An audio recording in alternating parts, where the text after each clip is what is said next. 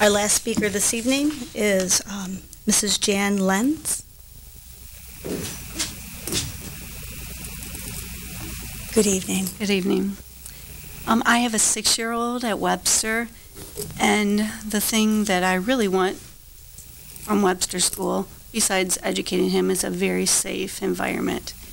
Not to discredit my fellow parents here, I really had a good experience with Sharon. My son began with Sharon when he was only 2 years old.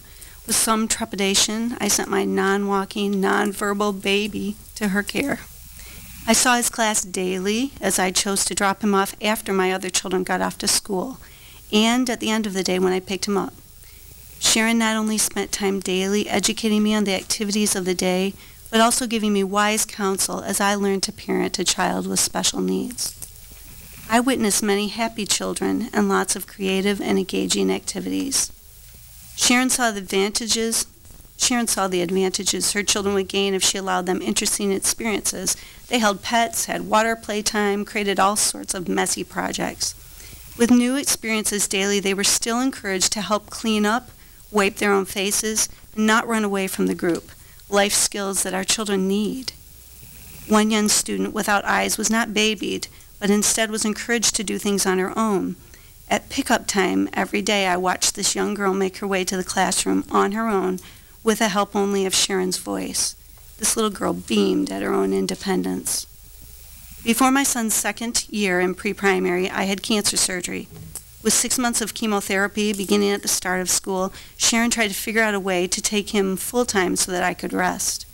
After I chose to keep him at home to minimize germs in our house, she arranged for regular visits, not only from herself and a parapro, but also from an occupational and speech therapist.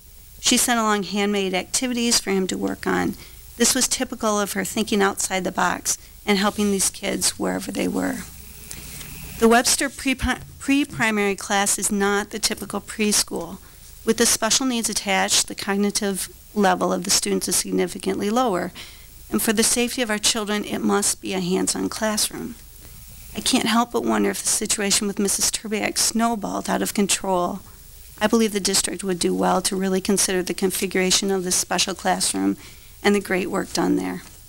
When I think back on the questions I had in placing my special needs child in school, I know I was blessed to have one of the best teachers. With other children in Livonia schools, I have met many fine educators, but I consider Sharon Turbiak to be a master teacher. I believe Livonia schools would suffer great loss not to have her on their teaching staff. Thank you. Thank you for your comments this evening, Mrs. Lenz.